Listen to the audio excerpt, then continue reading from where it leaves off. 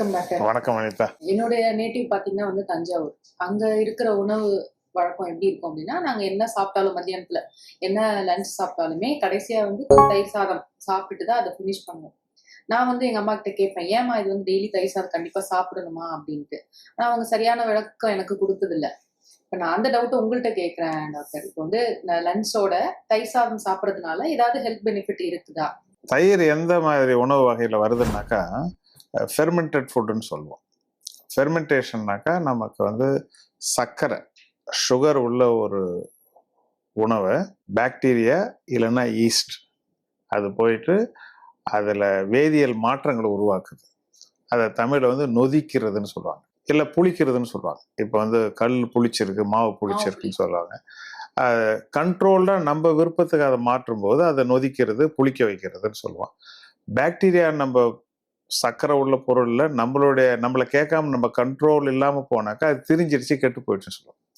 இப்போ பாலை நல்லா கொதிக்க வச்சு நமக்கு பழைய தயிர் இல்லைன்னா அந்த உரமோர்னு சொல்லுவாங்க. அப்போ நம்மக்கிட்ட இருக்கிற அந்த நல்ல பாக்டீரியாவோட சோர்ஸை இதில் ஆற வச்சு ஊற்றி கண்ட்ரோல்டான டெம்பரேச்சர், கண்ட்ரோல்டான டைம் கொடுத்து நம்ம உருவாக்குனாக்கா அது ஃபுட் ப்ராடக்ட். நம்ம கண்ட்ரோல் இல்லாமல் இந்த ப்ராசஸ் நடக்கும்போது அது கெட்டு போன பொருள்னு சொல்கிறோம். இது நீங்கள் பார்த்தீங்கன்னா இந்த பாரம்பரியமாக இந்த ஃபெர்மெண்டட் ஃபுட் ஹெல்த் பெனிஃபிட் இருக்கிறதுனால தான் இந்த உலகத்தில் நீங்கள் எந்த நாட்டுக்கு போனாலும் அவங்க கல்ச்சரில், அவங்க கலாச்சாரத்தில் இந்த நொதிக்கப்பட்ட உணவு இந்த புளிச்ச உணவு ஃபெர்மெண்டட் ஃபுட் கண்டிப்பாக இருக்குது.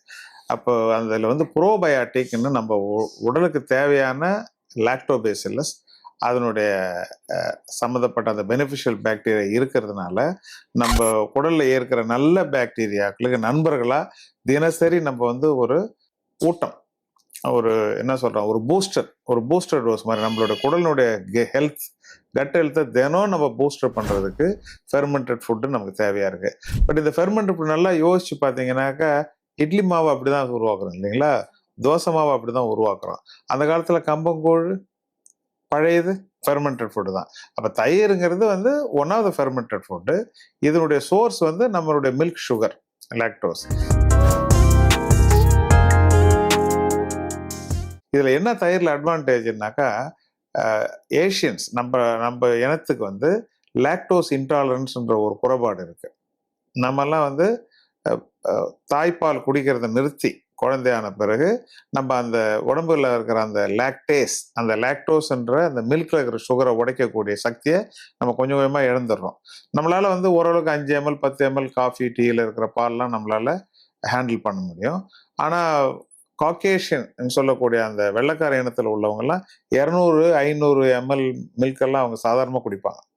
அந்த அளவுக்கு நம்ம குடித்தோம்னா, நானே குடிச்சு பார்த்துருக்கேன். உடனே வயிறு எறையும், பொறுமும், கேஸ் நிறைய உற்பத்தி ஆகும், மோஷன் லூஸாக போகும். இது காரணம் அந்த லாக்டோஸ்ன்ற ப்ரொடாமினன்ட் சுகரை மில்கில் இருக்கிற சுகரை நம்மளால டைஜஸ்ட் பண்ண முடியாமல் அது கெட்ட பாக்டீரியாவுக்கு போயிட்டு இமீடியட்டாக அது சைடு எஃபெக்டாக மாறிடுது.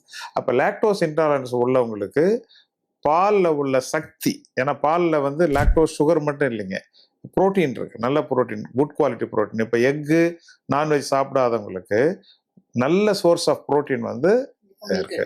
அப்புறம் குழந்தைகளுக்கு வேண்டிய அளவுக்கு ஃபேட் இருக்கு அந்த பாலில். அந்த பால் குழந்தைங்க சாப்பிடலாம், பெரியவங்களான சாப்பிட முடியாத போது தயிரை மாற்றும் போது அந்த ஃபேட் நமக்கு சேருது, நல்ல good quality fat. Plus calcium ரொம்ப முக்கியமாக இருக்குது. இப்போ கம்பு, கேழ்வரகு போன்ற தானியங்களில் கால்சியம் அதிகமாக இருக்குது. அரிசி, கோதுமைலாம் அவ்வளோ இல்லைங்க. அப்போ காய்கறி மற்ற பொருள்களில் இருக்கிற கால்சியத்து கூட நம்ம அடிஷ்னலாக நம்ம கால்சியம் தேவைன்னா ஒரு 600 மில்லிகிராம் கால்சியம் டெய்லி தேவை. பால் கொடுக்குற கர்ப்பமாக இருக்கிற பெண்களுக்கு இன்னும் கூட அதிகமாக தேவை. அந்த கால்சியத்தில் பாதி ஈடு கட்டுறது குழந்தையா இருக்கும்போது பாலும், பெரியவங்களான பிறகு தயிர் தான். இப்போ ஒரு 200 கிராம் ஒரு சின்ன கப்பு தயிர் எடுத்தீங்கன்னா அதில் 200-300 மில்லிகிராம் கால்சியம் இருக்குது. ஒரு நாளைக்கு வேண்டிய கால்சியத்தை கேரண்டீடாக அட்லீஸ்ட் 50% நீங்கள் வேணும்னாக்கா உங்கள் அம்மா உங்களுக்கு கொடுக்குறாங்களே அந்த 1/2 கப் தயிர் ஸோ தயிர் என்னென்ன செய்யுதப்போ நல்ல புரதத்தை கொடுக்குது. லாக்டோஸ் இல்லாமல் அந்த நம்மளுடைய பாக்டீரியா அந்த லாக்டோஸை லாக்டிக் ஆசிடாக மாறுது. அதனால் பாலை செரிக்க முடியாதவங்க, பால் ஒத்துக்காதவங்க கூட தயிர் ஒத்துக்கும். அப்போ தயிர் அதிகமாக ஒத்துக்காதவங்களுக்கு அட்லீஸ்ட் தயிர் கம்மியாவது ஒத்துக்கும். வந்து நல்ல கொழுப்பு, நல்ல புரோட்டீன், நல்ல கால்சியம் இதெல்லாம் கொடுக்கறதுனால தினசரி ஒரு 200, 300 கிராம் தயிர் சாப்பிட்றதுங்கிறது நம்மளுடைய சவுத் இந்தியன் உடல்வாகுக்கு வந்து ஒரு நல்ல உணவு பழக்கம் தான். அதனால அம்மா உங்களை நல்லபடியாக தான் வளர்த்துருக்காங்க.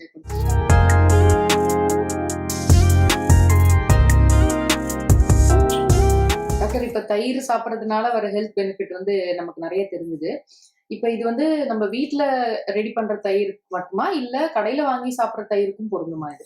ஒரு சின்ன வித்தியாசம் இருக்கு. இப்போ நம்ம வீட்டில் வந்து நம்ம உரமோர் நம்ம ஏற்கனவே இருக்கும். அந்த காலத்தில் ஃப்ரிட்ஜ் இல்லாத காலத்தில் சுத்தமாக காலி ஆயிடுச்சுனாக்கா பக்கத்து வீட்டில் தான் கடன் வாங்குவாங்க. நம்ம பாலினுடைய அடர்த்தி, நம்ம டெம்பரேச்சர், இப்போ வெயில் காலமா மழை காலமா, அதுக்கப்புறம் எவ்வளோ நேரம் அந்த தயிரை நம்ம புளிக்க வைக்கிறோம், அந்த உரமோரில் எந்த பாக்டீரியா இருக்குன்றதை பொறுத்து நமக்கு ஒரு வீட்டு தயிர் ஒரு நாள் போல் ஒரு நாள் இருக்காது. சில நாள் கொஞ்சம் கெட்டியாக கிடைக்கும், கொஞ்ச நாள் கொஞ்சம் நீர்த்து இருக்கும், கொஞ்ச நாள் புளிப்பு கம்மியாக இருக்கும், அதிகமாக இருக்கும். இந்த நேச்சுரல் வேரியேஷன் வந்து கமர்ஷியலாக தயாரிக்கிற தயிரில் நம்ம எதிர்பார்க்க முடியாது. அவங்க வந்து இந்த ஷெல்ஃப் லைஃப்பை ப்ரொலாங் பண்ணணும், ஒரு கன்சிஸ்டன்சி வேணுன்றதுக்காக அவங்க அந்த பாக்டீரியாவெல்லாம் வந்து அளந்து செட்டாக போடுவாங்க. அப்படி போடும்போது உங்களுக்கு வந்து வீட்டு தயிரினுடைய அதே குவாலிட்டி அண்ட் பெனிஃபிட் அதில் கிடைக்குமானாக்கா ஓரளவு கிடைக்கும். அந்த பாக்டீரியானுடைய கண்டென்ட் வந்து கம்மியாகவோ கூடவோ இருக்கலாம். அதனால் சின்ன சின்ன டிஃப்ரென்ஸ் இருக்கும். பட் வீட்டில் தயிர் போட வசதி இல்லைன்னாக்கா நம்ம வந்து கடையில் இருக்கிற தயிரை பயன்படுத்திக்கலாம். பட் அந்த அது நல்லா ஹெல்த்தியாக சுத்தமாக தயாரிக்கப்பட்ட தயிரானு தான் நம்ம தெரிஞ்சுக்கணும். டாக்டர், இப்போ சின்ன விஷயம், வசூல் ராஜா எம்பிபிஎஸ் படத்துல பார்த்தா ஒரு சீன்ல வந்து தயிரோட சர்க்கரை சேர்ந்து சாப்பிட்டா படிச்சதெல்லாம் ஞாபகம் இருக்கும் அப்படிங்கிற மாதிரி ஒரு சீன் வந்துச்சு. அது வந்து உண்மையா டாக்டர்? அது நம்பிக்கை தான். பட் ஜெனரலா தயிர் நிறைய சாப்பிட்டா தூக்கம் வராது. எக்ஸாம் ஹால் போய் வசூல் ராஜா தூங்காம இருந்தா சரிதான்.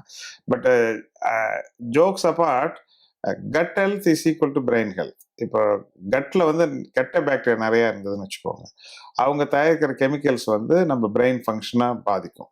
ஒரு என்னன்னே தெரியாம இனம் புரியாத ஒரு சோர்வு, இல்லை இன்னைக்கு ஏன் நம்ம சோகமா இருக்கிறோம்னு கூட சில பேர் தெரியாதானே சோகமா இருப்பாங்க. நிறைய பேர் பிரெயின் ஃபாக்ன்றாங்க, அந்த ஒரு பனி மூட்டை மாதிரி மூளை தெளிவா இருக்காது.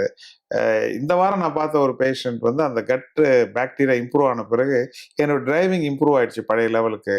என்னுடைய கட்டுக்கு ஹெல்த் நல்லா இல்லாதப்போ என்னோட டிரைவிங் கூட ரொம்ப பயந்து பயந்து ஓட்டிட்டு இருந்தேன். அந்த மோட்டார் ஸ்கில்ஸ், அப்போ பிரெயின் ஸ்கில்ஸ் இம்ப்ரூவ் ஆகுனாக்கா ஒரு நாள் தயிர் சாப்பிட்டா பத்தாது. ரெகுலராக நம்ம தயிர் மட்டும் இல்லை, தூக்கம், ஸ்ட்ரெஸ்ஸை குறைக்கிறது, அதோட முக்கியம் டெய்லி படிக்கணும். எம்பிபிஎஸ்க்கு தினம் படிச்சுட்டு தயிரும் சாப்பிட்டுட்டு நல்லா தூங்கி எழுந்து போனாங்கனாக்கா அவங்க வந்து வசூல் ராஜா எம்பிபிஎஸ் இல்லாம ரியல் எம்பிபிஎஸ்ஸாவே மாறலாம். டாக்டர், இப்போ ரீசெண்டா என் ஃபேமிலில நடந்தது. சொல்லுங்க. பாத்தீங்கன்னா ரீசெண்டா மவுத் அல்சர் வந்தது. அப்போ வந்து இந்த யோகர்ட்னு புதுசா ஒண்ணு வந்து யூஸ் பண்ண சொன்னாங்க. எனக்கு வந்து அப்ப என்ன டவுட் வந்ததுன்னா, கேர்டும் யோகர்ட்டும் ஒரே மாதிரி தான் இருக்கு பாக்குறதுக்கு. சோ அதுல வந்து யோகர்ட்டும் கேர்டுக்கும் டிஃபரன்ஸ் ஏதாவது இருக்கா டாக்டர்? ஒரு படத்துல பூ புஷ்பம்னு கேட்குற மாதிரி தெரியுது. நல்ல நல்ல கேள்விதான் கேட்டிருக்கீங்க. ரொம்ப நல்ல கேள்வி இது. எனக்கு அதிகமா புரிதல் இல்லாம தான் இருந்தது. தமிழ்ல தயிருங்கிறோம், வடநாட்டுல தகின்றாங்க, இங்கிலீஷ்ல அதை தேடினாக்கா கேர்டுன்னு முடிச்சிடறாங்க. அப்புறம் என்ன யோகர்ட் அப்படின்னீங்கன்னாக்கா நம்ம இந்த கடை தயிருக்கும் அண்ணன் அது. இப்போ நம்ம வீட்டில் செய்கிறது தயிர், கடையில் செய்யும்போது அதில் போடுற பாக்டீரியா வந்து கொஞ்சம் மாற்றமாக இருக்கலாம், கொஞ்சம் ஒரே மாதிரி பேட்டர்னில் இருக்கலாம், வேரியேஷன் இல்லாமல் சொன்னோம்.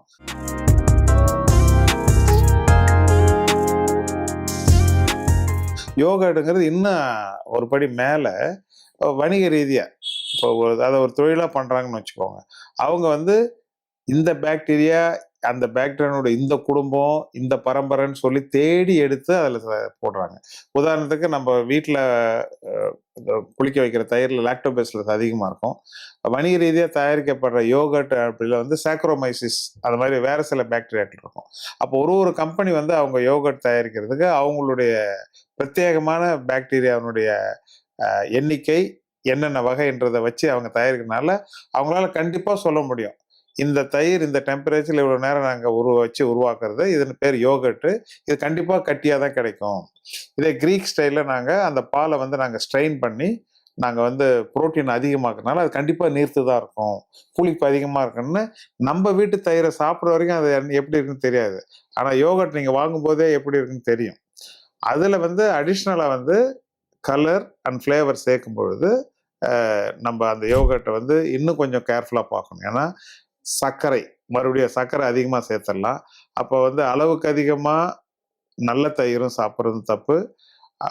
ஓரளவுக்கு வந்து இந்த செயற்கையான தயிர்கள், ஃப்ளேவர்டு அண்டு ஆர்டிஃபிஷியல் சுகர் சேர்க்குற தயிர் சாப்பிட்றது தப்பு. அதனால யோகர்ட்டுங்கிறது தயிரினுடைய இண்டஸ்ட்ரியல், கமர்ஷியல், ஸ்டாண்டர்டைஸ், ஸ்டீரியோடைப்டு வெர்ஷன் சொல்லலாம்.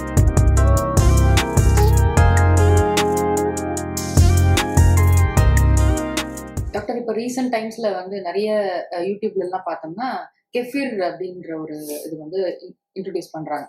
அதுல வந்து அது வந்து ரொம்ப கட் ஹெல்த்துக்கு நல்லது அப்படின்ற மாதிரியும் சொல்றாங்க. அந்த கெஃபிர்னா என்ன, அது வந்து நம்ம கட் ஹெல்த்துக்கு எவ்வளவு யூஸ் ஆகுது அப்படிங்கறத பத்தி கொஞ்சம் சொல்லுங்க டாக்டர். இதுவும் வந்து இப்போ ட்ரெண்ட் ஆயிட்டு இருக்கிற ஒரு முதல்ல கெஃபீர்னா என்னன்னு தெரிஞ்சுக்கலாம். இப்போ பாலை வந்து கொதிக்க வச்சு உரம் போட்டால் தயிர்னு சொல்றோம் இல்லைங்களா? அப்போ அதே பாலில் வந்து இந்த கெஃபீர் உருவாக்குறதுக்கான ஒரு மூலப்பொருள் இருக்கு. அது பார்த்தீங்கன்னா வந்து நம்ம கடையில் தான் வாங்கி ஆகணும். அது கெஃபீர் சீடுங்கிறாங்க, ஆனால் ஆக்சுவலாக சீடு கிடையாது. அதுலேயும் பாக்டீரியா இருக்கு.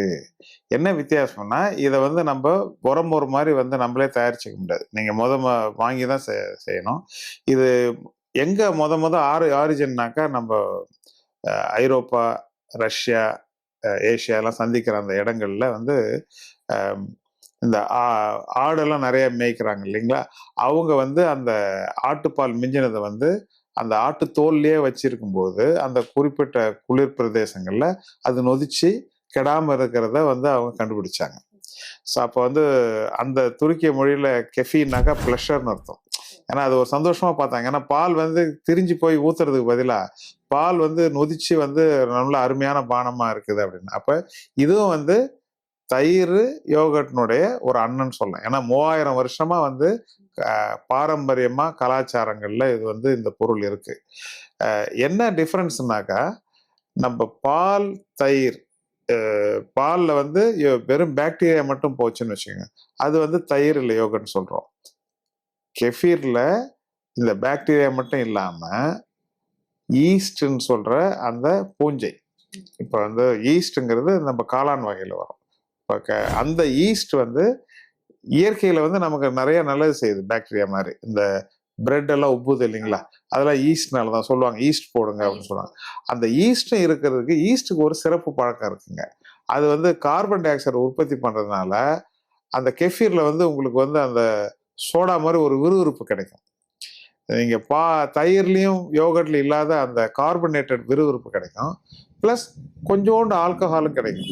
ஏன்னா ஈஸ்ட் வந்து ஃபெர்மெண்டேஷனுடைய எண்ட் ப்ராடக்ட் வந்து ஆல்கஹால். அப்போ தயிர் யோகர்ட்ல இல்லாத ஈஸ்ட்னால உற்பத்தி பண்ணக்கூடிய கார்பனேஷன், அந்த காற்றுனால ஏற்படுற அந்த விறுவிறுப்பு, இந்த இந்த ஸ்பார்க்லிங் வாட்டர்லாம் குடிச்சா, அந்த சோடா குடிச்சா ஒரு விறுவிறுப்பு வருங்களா, அந்த விறுவிறுப்பும் கொஞ்சம் லேசா ஆல்கஹால் இருக்குது. தவிர இது வந்து நம்மளோட கம்பங்கூழ் பழையதுக்கு வந்து சகோதரன் மாதிரி தான். இது வெளிநாட்டுல இருந்து வருது, புதுசா வருது அப்படின்றதுக்காக இதுக்கு வந்து ஒரு வரவேற்பும் அதீதமான ஒரு ஆர்வமும் இருக்கிற கெஃபீர், நம்ம தயிர், மோர், கூழ், இது எல்லாமே ஒண்ணுதான். அதனால ஆல்கஹால் ரொம்ப கம்மியா தான் இருக்கு. அப்ப இந்த எல்லாமே வந்து நிறைய பாக்டீரியா இருக்கு. இதை வந்து நம்ம அளவோட சாப்பிட்டோம்னாக்கா நமக்கு ஹெல்த். அதிகமா சாப்பிட்டாக்கா அந்த புரோட்டீன், கொழுப்பு நம்மளுக்கு வெயிட் கெயின்லாம் கொண்டு வரலாம். அதே மாதிரி நமக்கு வந்து ஏற்கனவே என்ன பிரச்சனைகள் இருக்குன்னு நம்ம பார்க்கணும். உதாரணத்துக்கு நம்ம நிறைய நம்மளுடைய நோய் எதிர்ப்பு சக்தியை குறைக்கக்கூடிய மாத்திரைகளை சாப்பிட்றோம். இல்லை நமக்கு வந்து கிட்னி இல்லை லிவர் டிரான்ஸ்பிளான்ட் பண்ணி நம்மளுடைய அந்த டிரான்ஸ்பிளான்டட் ஆர்கனை வந்து பாதுகாத்துக்கிறதுக்காக இம்யூனோ சப்ரஷன் மருந்துகள்லாம் கொடுப்பாங்க. அப்படியெல்லாம் இருந்தாக்க இதே பாக்டீரியா கூட நமக்கு எதிரியா மாறிடலாம். அதனால உடல் வியாதி உள்ளவங்க இந்த எந்த விதமான புதிய அந்த ஃபெர்மெண்டட் பானங்களை நம்ம டயட்ல சேர்த்துக்கிறதுக்கு முன்னாடி உங்களுடைய ரெகுலர் மருத்துவர்கிட்ட ஒரு ஆலோசனை பெற்றுருங்க. ஹெல்த்தியா இருக்கிறவங்க சாப்பிடலாம், கொஞ்சமா ஆரம்பிங்க, உங்களுக்கு ஒத்துக்குதான்னு பாருங்க. ஒத்துக்கிட்டா அளவோட, எல்லாமே வந்து ஒரு 200-250 மில்லி தான்.